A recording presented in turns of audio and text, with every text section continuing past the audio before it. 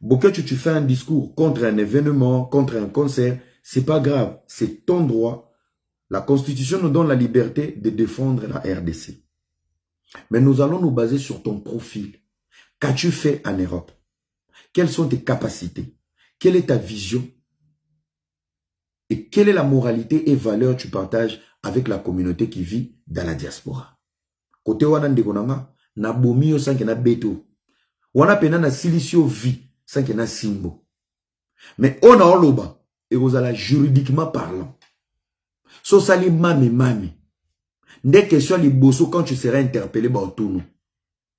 Les combats de la RDC doivent arrêter. On doit stopper ces combats des idiots et des illettrés qui ont pris les devants, qui ont pris notre liberté, qui ont pris nos émotions.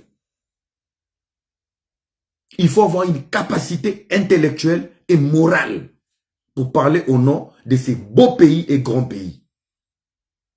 Ba combattant bo betaki bo sembe. Nalandi bino déjà détruit. Moi on a monaki na TikTok. Chers frères, je suis désolé. Je suis désolé. Je suis désolé à vous entendre parler. Je suis devant des Koulouna débriards en Europe. Je n'étais pas devant des intellectuels. Je n'étais pas devant des visionnaires. Je n'étais pas devant de vrais combattants du peuple qui se battent pour une bonne cause. J'étais devant des têtes vides, des cerveaux vides, des aigris, de mecs qui ont échoué. Vous savez que vous n'êtes pas intelligent, mais ça vous arrange quand vous parlez au nom du combat. Ça vous permet d'exister devant nous. Sans les combats, qui peut parler de Bokecho? Sans...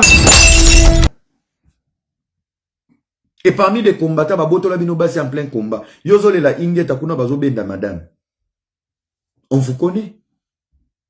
Des anciens sportifs au Congo, autant d'ité comme sportifs, ou yepoto comme on la lite. Et tellement nous avons aussi une communauté naïve, Batouba comment kokanisa, kozala combattant, c'est être impoli. Batouba comment kokanisa, kozala combattant, c'est dénigrer Tshisekedi. Batouba comment kokanisa, kozala combattant, c'est être contre le régime. Un combat, c'est un principe d'idéologie. Un combat, on ne se bat pas parce qu'on est contre des individus. On se bat pour instaurer une lutte. Et à un certain âge, on ne se bat pas pour soi-même. On ne se bat pas pour son émotion. On se bat pour les générations futures. Les générations qui sont derrière. Ça veut dire combat na bino ba combattant. Il fallait biso neto simbela rabino ba veste na ba sac to na sima. Bino bogangi ingeta, biso na sima to gangi ingeta. Ba représentant na biso. Bato ba traceler biso. Bozo yape bozo tourna bato pe. Depuis aye. Tshisekedi est le premier président. Après la colonisation. Mobutu a fait ceci, Mobutu a fait ceci. Oh Mobutu a tiré Gezai. Kabila fils à Nangoni. Bozo na courage pe to vandi pe na Congo bebo pe na courage pe bokoma pe kolobake non tout va mal au pays. Vous avez un problème de mentalité. Est-ce que c'est à Tshisekedi de vous rééduquer? 2023, c'est à Lokula, c'est de faire comprendre aux jeunes que profiter des opportunités au bacheli bino. Baninga bake kanyamaka c'est bino na koki ko aider bino na dresser bino. Kuluna za muta yoka facilement. Doba beta Kuluna te. Toke na scandale. Un député qui encadre des Kuluna depuis des années. Un député qui prend de son propre argent pour nourrir et aider les Kuluna depuis des années. Donc il n'a pas le droit de gifler. Voilà tous les vagabonds, vous êtes là. Y'en a un gifle, moi si noté.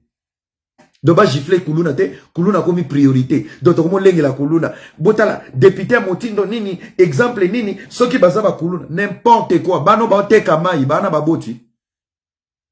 Même si on a un problème d'économie, même si on a un problème de social, y'a un tindi ba ba zoki sabaninga, y'a un tindi ba ba boma, y'a un tindi ba ba violer. Et s'il y a un monsieur qui se propose pour diminuer tension, vous venez pour faire un scandale? Karine les pria que du bonheur soit béni. Check, c'est pas pareil. Il y a un dossier qui fait scandale à Kinshasa, et ça dossier Moko Oezo, ils ont sur l'image de l'honorable Jean-Marie Lukulasi et Adema. Alors, tout le monde a vu cette vidéo, Moroboé, à Zipoligène Morobo Bambata, et cette vidéo a été partagée de partout, et bah partager en gros, politiser en gros. Politiser yango. Vidéo on est comme politique. Et le moins dans contexte et le moins dans logique, vidéo on est comme politique. Alors, je ne suis pas là pour laver l'honorable. Je pense que je suis une meilleure personne.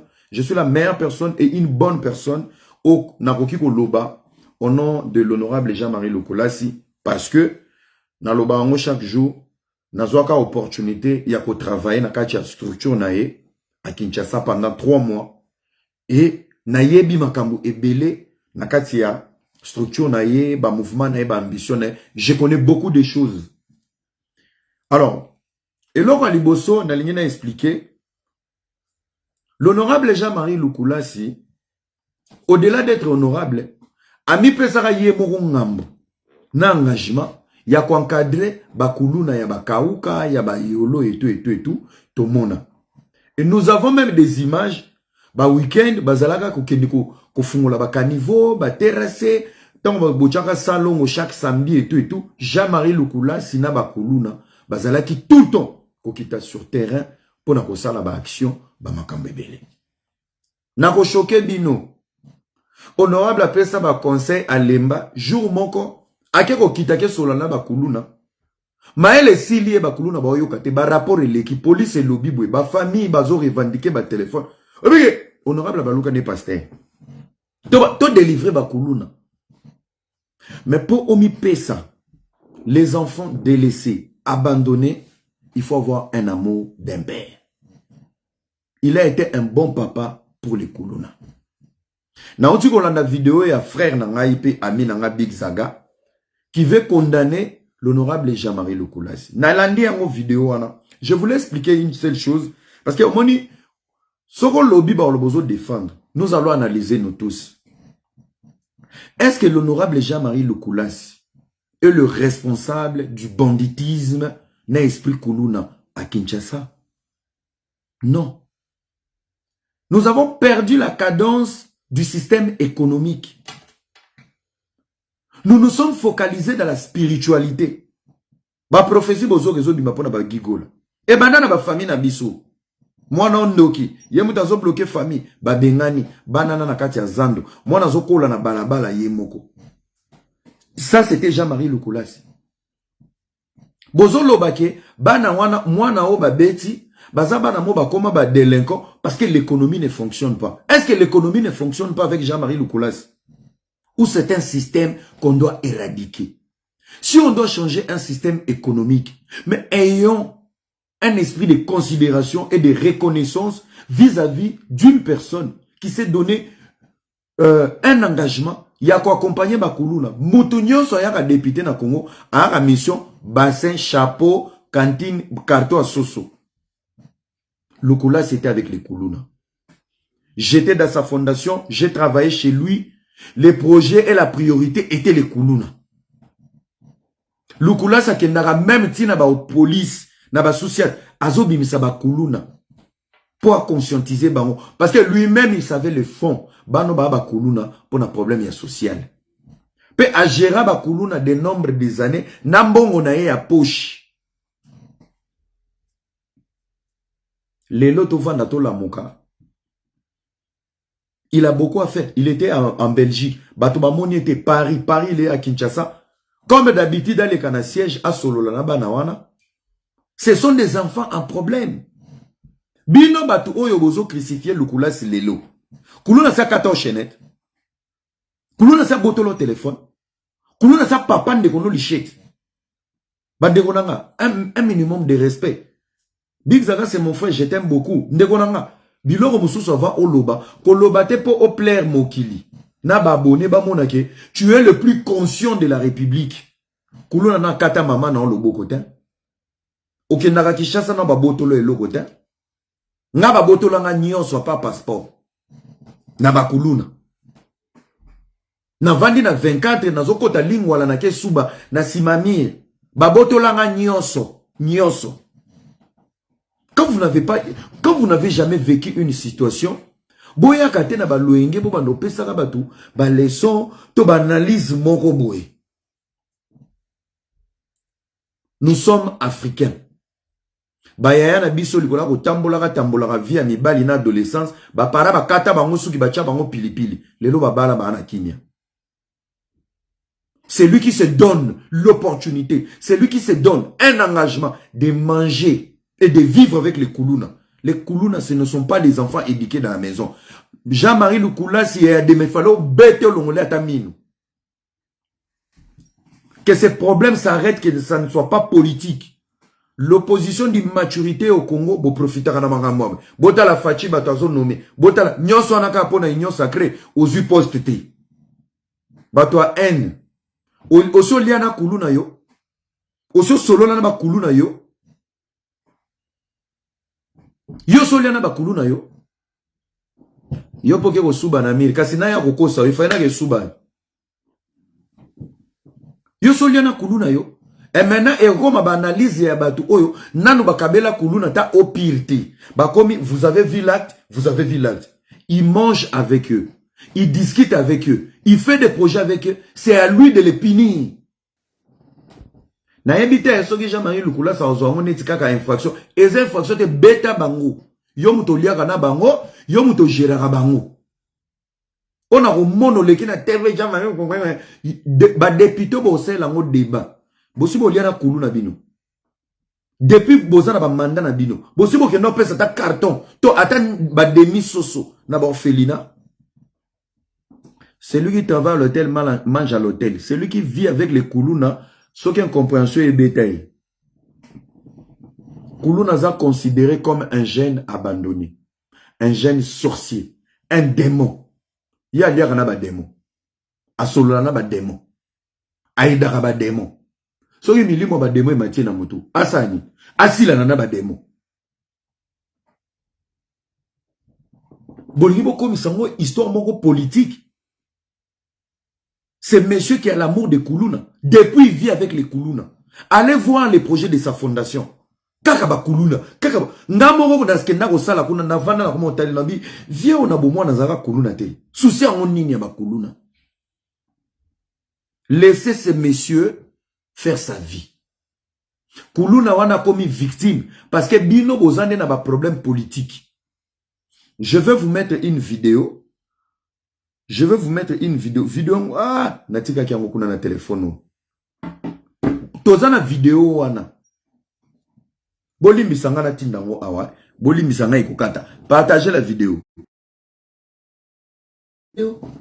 Natindi yango déjà ah. Bozela, bozana yo kisabino vidéo. Bota lasko langage ya ba papa ba vivre ba Koulouna. Bozana boyo kana vidéo o. Boyo kama mu vidéo tata wa lobby. Bozela. Nazo chela binom.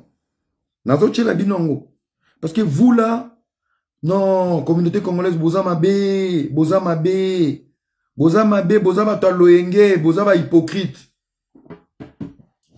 Il faut les discipliner, les tabasser fort, comme les prêtres les faisaient. Merci beaucoup, messieurs. Merci.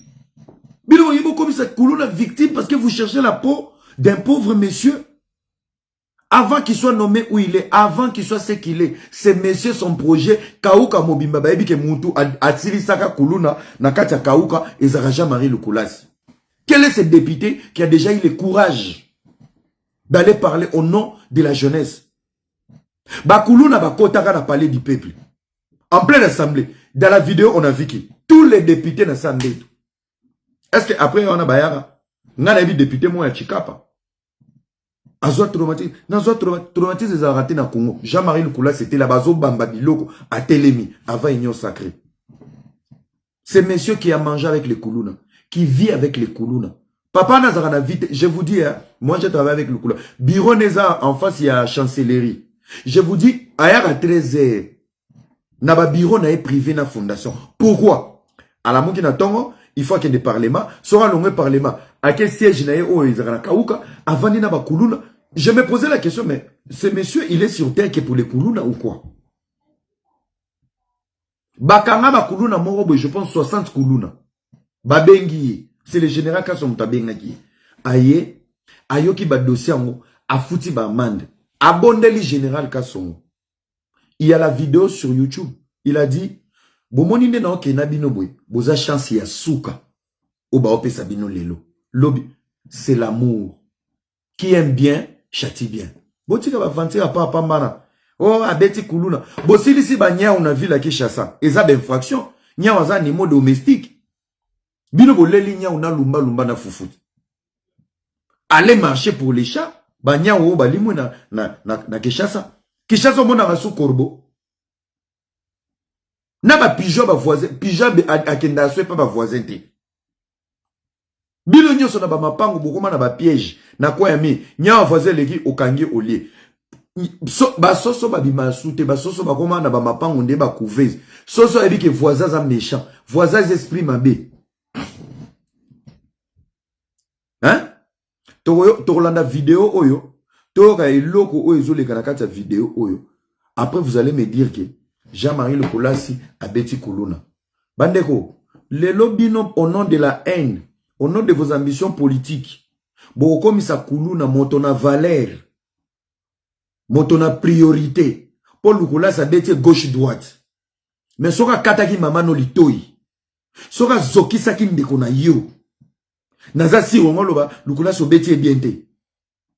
Et pourtant, vous voyez très bien dans la vidéo, bakati les devants. Écoutez-moi très bien. Bakati les devants, Bachemba Moka place à poser question. Bakoulou na bazal ce soir. Moka zana, ouais, tozali. Déjà, il était en infraction, Bakangiye. Le monsieur, il essaie de vous sauver et vous vous entêtez. Abeta te pozo banga Congo, abeta koulou na te pozo banga image na yeko beba, potan aliaka na bango, aliaka na yom tolukela bango image. To yondo lukela bango solution. Botika hypocrisie wana. J'appelle l'opposition de la comédie. Tozana ale bon jazawa. Ayoki poto ngeli ngeli na goya poto mbamo Antonio tout refait na komela ki ale bonja na ebisi ndeko. Yo soko za na king. Oza biloba loba le mandat n'a pas changé depuis Tshisekedi a mbo rezo bongate. Depuis Kabila zalaka na mandat. Ale bonja sa kenda ta Nairobi. C'est avec Tshisekedi de l'opposition vous avez des visas. Na mandat Tshisekedi yozo leka na plateau lobake. Oui, Tshisekedi a sali loko te. A sali loko même na vie à opposant. Quel est le niveau de vie de la presse de l'opposition? Ça fait partie du projet des chefs de l'État. Pesa nga mena bien. Bino moko nan. Avoya ko fungola munoko. Boye sabiso Tshisekedi a sali ni. A sali loko te. Bino boye poto na mandat na. Na Kabila kuto Afrique d'ici boko mate. Angola bokenda te. Nairobi bokenda te. Avec Tshisekedi boko moya ba poto. Ozongi pe anere kangi yote. Oti Belgique, oti Paris. Vous êtes dans les projets du chef de l'État. Na yebisa ki anwa lembonja na komeli na bi messieurs. Yo zarabi lobela. Omoni Tour Eiffel, mutatala Tour Eiffel, basala Tour Eiffel depuis ba 1800. Omoni ba autoroute, ba projet ba autoroute eza ba 1800. Mettons ozonga Congo zo bongate. Ça veut dire c'est un projet. Le goût de l'Europe est un projet de décennies. Mais Tshisekedi est le premier président après l'indépendance à réorganiser, à restructurer le Congo. Est-ce que vous pouvez s'en amener bien? Tobanga yo pona oloba. O kasavu bo sale kota mai, asale logote. O Mobutu asala bo efasango na ba infiltré bo memanga na AFDL. Joseph Kabila n'a rien fait. Joseph Kabila était stagiaire financier économique. Un minimum de respect. Tshisekedi est le premier président après l'indépendance. Parce qu'après 63 ans, c'est pas Tshisekedi. Ayo sale labino ba pouya maya régie des eaux. Ce n'est pas Tshisekedi de renforcer Babomse Labino Koura. Ce n'est pas Tshisekedi, le 5e président. Au lieu de développer le pays, de recommencer, de restructurer. Et aujourd'hui, il a des problèmes. C'est à Tshisekedi de vous changer la mentalité. Yozoya pour vendre la TV aux Zoloba, n'importe quoi. Vous n'avez pas la honte? Depuis il est là, budget à combien? Pour Botika qui combien? Vous n'avez pas la honte? Bozo yape bozo tourna batoupe. Depuis aïe. Tshisekedi est le premier président. Après la colonisation. Mobutu a fait ceci, Mobutu a fait ceci. Oh Mobutu a tiré Gezai. Kabila fils asa na ngoni. Bozo na courage pe to vandi pe na Congo bebo pe na courage pe bokoma pe kolobake non tout va mal au pays. Vous avez un problème de mentalité. Est-ce que c'est à Tshisekedi de vous rééduquer? 2023, c'est à Lukula, c'est de faire comprendre aux jeunes que profiter des opportunités au Bacheli Bino. Baninga bake kanyamaka sese. Bino na koki ko aider bino na dresser bino. Kuluna za muto yoka facilement. Doba beta kuluna te. Toke na scandale. Un député qui encadre des kuluna depuis des années. Un député qui prend de son propre argent pour nourrir et aider les kuluna depuis des années. Donc il n'a pas le droit de gifler. Voilà tous les vagabonds, vous êtes là. Y'en a un gifle, moi si noté. Doba gifler kuluna te, kuluna comme priorité. D'autres mots lengi la kuluna. Botala, député motindo nini, exemple nini, ceux qui basaba kuluna, n'importe quoi. Bano ba te kamai, bana ba boti. Même si on a un problème d'économie, même si on a un problème de social, yamwe tindi ba zoki sabaninga, yamwe tindi ba boma, yamwe tindi ba violer. Et s'il y a un monsieur qui se propose pour diminuer tension, vous venez pour faire un scandale. Et nous avons nos frères ici, vous êtes dans la diaspora, Bobandi ba analyse. Soki ba koma bongo. Et bongo bano ba koma ko sirage. Papa te, maman te. Qui a activé sa conscience de ne pas faire du mal? Donc, na Congo, les loso comme orphelins, ozana droit, aussi marambeli na nicheti, oboto la rabatubilo, po baboti no bakufa. Po biso neto na calculatrice, ya bomo ya batata na yo. Au Congo, pour avoir un problème social, ça permet à tout le monde de devenir kuluna. Bana bazo sa sirage, bano bazo sa mai, bazo teka mai, bano bazo luka, bazo koma ba boy, ba chauffeur, ba receveur. Bango ba banate. Donc bango nde baza vraiment ba vraie victime, baza na mutute, muto sunga bango te. Donc par manque d'aide, na ba action, yango tindi bango bazo ka bambeli, baba ndako ya ko kata bato.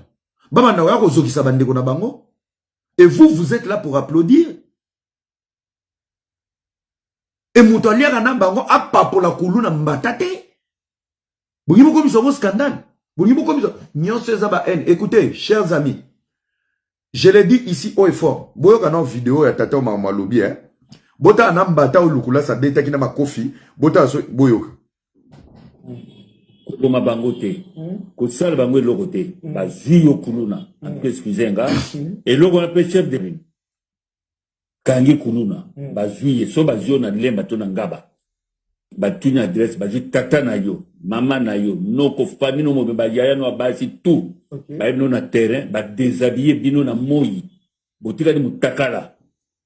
Kuluna na parents famille mobimba. Boza mutakala. Mais kuluna simi machette. Boso. Batam sibino ti aéroport Bolumbu.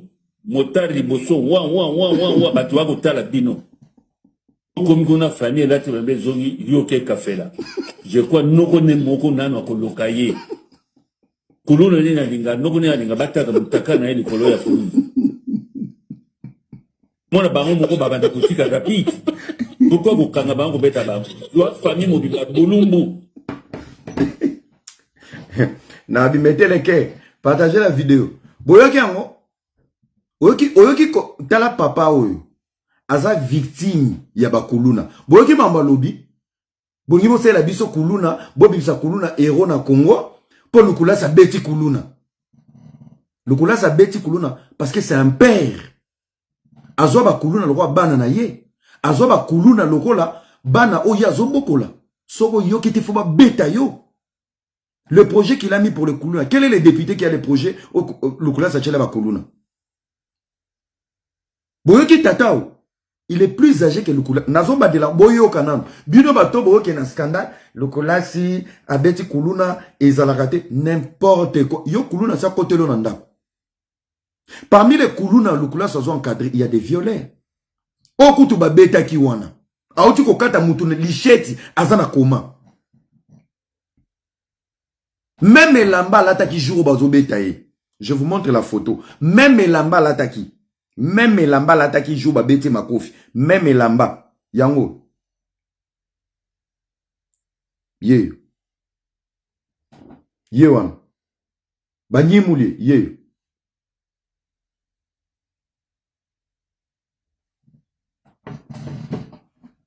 Pourquoi vous mabe na bino nde tozana mboka moko boye bolamu o bato basala ka boye barangote boluka ka à côté bato bana kati ba scandale mutona pe obanda non ko critiquer oyebi été au solo na été tu sais pas combien il investit.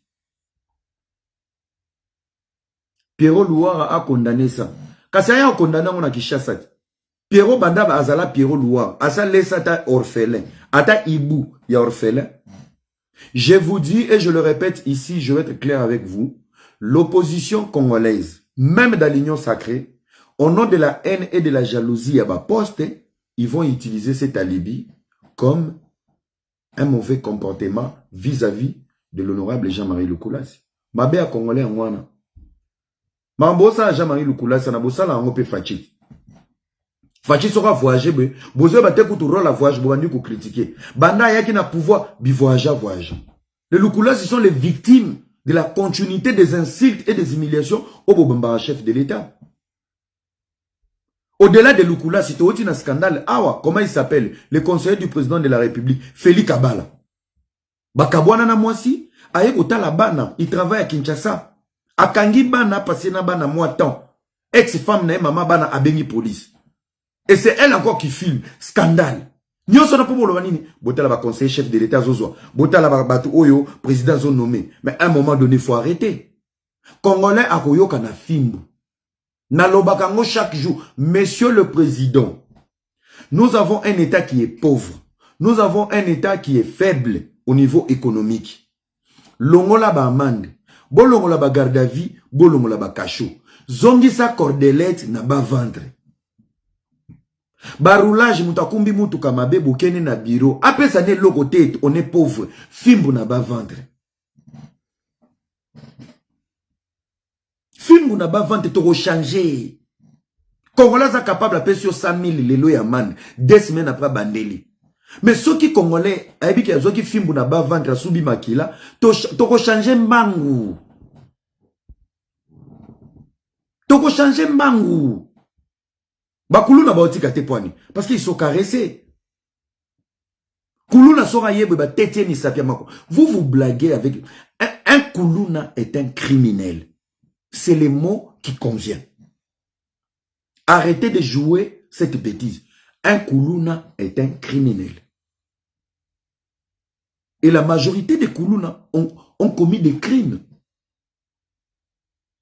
Ba viola, ba katarabatu machette, ba botola kabatu, ba yiba kabatu, ba boma quand même. Bazo boma. Si on est aux aboto au kangamana poto, na ba politicien bokomo kende na ba plateau pour condamner ba beti kuluna. Yo Pierrot, yo kutuso ba kutoni, yo kutoza, yo za kuluna no mtu. T'es un kuluna mental toi. Tu dis des choses que tu maîtrises pas. Au gangaka, opposition au Fayou, la kisibino na ba mama Marimboso, c'est l'opposition de l'impolitesse. C'est l'opposition de l'impolitesse. Qui ne connaît pas que Lukula, ça président Bakuluna? Ouais, raison à président maison, mais so ba beti on bata na maison, mais Tosani. Yo qu'on a BCD, quand même non, ma maison mérite alioté. C'est Lukula qui gère les Kuluna à Kinshasa et à Kauka et à Yolo. Donc, soka beti Kuluna coup de tête. Et talibi sote, po ye mutalia na bango, ye mutape sa bango mbongo. Soka buki Kuluna loboko. Et qui kana compte ya bato baboto la biloko. Biso baboto la biso biloko, ngako tu na regretté vidéo. Obi babilo musuba cho scandale, scandale en weza apena mwatina. Moi, pia, et sali scandale. Té! Dieu fa obete pena, maman ne pekite. Kuluna pena ko imino likolo pumbwe. Et ko consoler bato yo, ba Kuluna baboto la biloko, ba ataka, ba salamwa. Voilà. Quittons cette bassesse. Messieurs qui te cachent dans la presse de l'opposition. Toyebi, l'opposition congolaise, c'est l'opposition des immatures. En commençant par M. Fayoulou, tout consort, bino tout. Vous avez la politique de l'immaturité. Yamoni maman, Moutoulourol, écoutez-moi. Vous allez comprendre pourquoi je vous dis l'opposition congolaise, c'est une opposition des immatures. Somonika Moutoulourol, maman Marimboso, qui ne connaît pas des articles de la Constitution, mais a menacé Kakabato la Mouka qui a allongé la Mouka. Et ça, les scandales, bah député, bah démarrer, voter, bah qui rotale, bah l'obité, maman Maria Longwete Azali. Des places n'a comprenant qui est. Le Congo a besoin d'un nouveau vent. Maman Marie Mbosso a comme actualité à la Mouka. Le Congo est malade. Si aujourd'hui tout le monde est devenu Koulouna, c'est parce qu'on a un problème du social. Combien des orphelins sont dans la rue en train de vendre les macasses, les maquis à Kotokisa, des cordonniers, des receveurs, papa té, maman té. Mais ils n'ont pas voulu faire du mal aux autres. Pourquoi vous allez cajoler cette jeunesse criminelle, cette jeunesse inconsciente, incapable de réfléchir sur l'avenir? Ils vont se jeter dans la criminalité, dans la connerie, dans la bêtise. Yo le logo mosamba pona ba kuluna. Mutu nyonso azo kote la kuluna wana. Na sengi famille nous la visiter na ba kuluna. Oyo ka bololo, o banana ba mema na ba vie ya bato. Ça peut être un pétage de câbles de la part de l'honorable Lukulasi. Mais c'est un ras-le-bol. Il vous donne de l'argent. Il vous sensibilise. Il vous conscientise. Il vous donne même la possibilité de faire des formations. Bozabana na été. Asa responsable la vie na bino balabala te. Il veut juste sauver la ville de Kinshasa. Et ces messieurs vont les lapider. Pour abeti kuluna. Ah, c'est bino beaucoup na vie à poto. Maltraitance, maltraité mbo bakangi mutu 2 ans de prison. Ah! Ngai so botini convocation na maltraité mbo nanga. Na oke 2 ans de prison te pour na maltraité. Na kolia ye na ba poswana na na on tribunal comme ça na 2 ans bo ba kata comme ça on me bakanga pour une bonne cause. Tout ça c'est pour souiller l'image. Et je vais dire ça ici haut et fort. Ce n'est pas Jean-Marie qu'on cherche. On cherche comment manquer du respect au chef de l'État.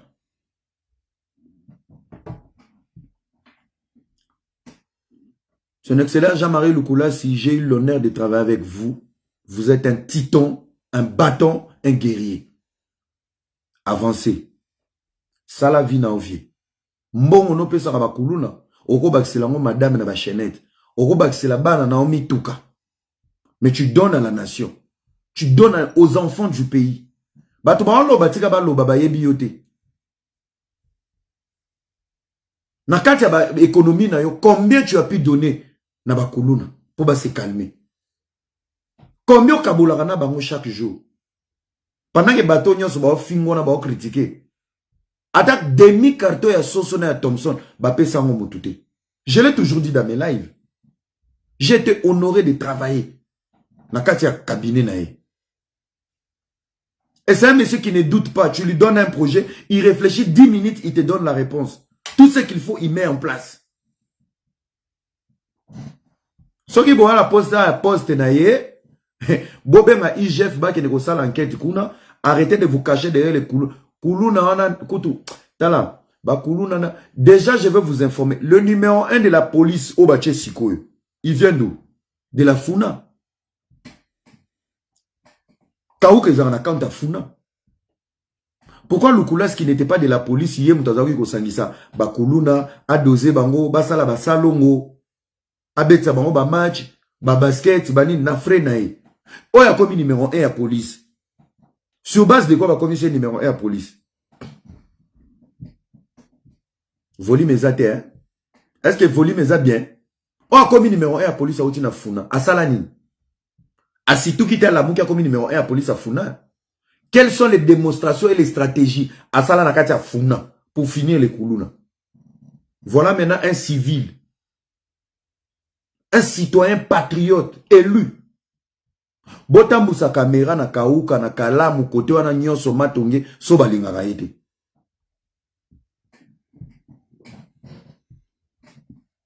Ba distraction na bino pa malabo keba na bino. Na yo Pierrot vandi na Zambie kuna keba na yo. Soki ndakala na bofo rezo manke yo, mon frère, suicide-toi. Presse en na malongo sala o lela le roi moi si. J'ai d'abord une vidéo na sala na bosembe na 2020 na lobara sur yo prophétie, na lobara moi na mbala lela raté. 2020 na sala émission bosemba peki sanga na plateau. Toi Pierrot Louar, j'ai dit vous devez avoir des hommes qui réfléchissent, qui doivent apporter des solutions et non pleurnicher comme des femmes enceintes. J'ai parlé de toi Pierrot. 2020, t'as là le 2023. okoma roi libata okoma roi tabaza na zemi azo ganga place ni na robota soko zu problème à politique okomisa ngo Congo sa bino bo BBC politique bo BBC analyse yoza boketu na français bo BBC analyse bo memango Congo sa songi na quartier boya indi bakangi fulani boya lukula sa betaki kuluna soki kuluna na botola ka téléphone et que ze longi na ye olongo sa le misobi c'est une excellence au beti bien te falo longo le mine quand ça touche pas vos familles bozanga na motema te quand ça ne vous intéresse pas vous vous en foutez Congolais comme conscient lorsque ça toque à ta porte oyebi soki nano kufela être cher te oko critiquer ko lela bato na matanga et yé pas lela sans charisme yango yekuta eba ite ke roba ngala ta kalesote yango ko lela bwendeni ko panza makolo bwendeni les jours ça toque à ta porte c'est le jour où tu vas comprendre que passe ya ko kufela et ça la rende bon vous êtes tellement des hypocrites vous êtes tellement des hypocrites j'en ai besoin ce qui touche binoté, bozara mafou. Vous critiquez, bozopé ça va à vie. Parce que ça n'a pas frappé à ta porte. Allez visiter les familles. Oh, maman bato auta zando. Nambo nyo sa tekaki. Bakulu na bakati enano. Baboto liembo. Boke neko tuna bato. Oh, téléphone wana nde vinae. Akoute na bakulu na baboto le téléphone bazokisi. Boke neko tuna bato baboto la ba chaînette.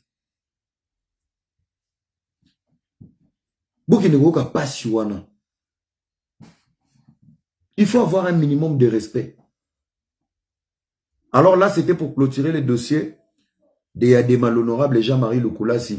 Il n'y a pas de scandale pour menacer mon tout épée, honorable.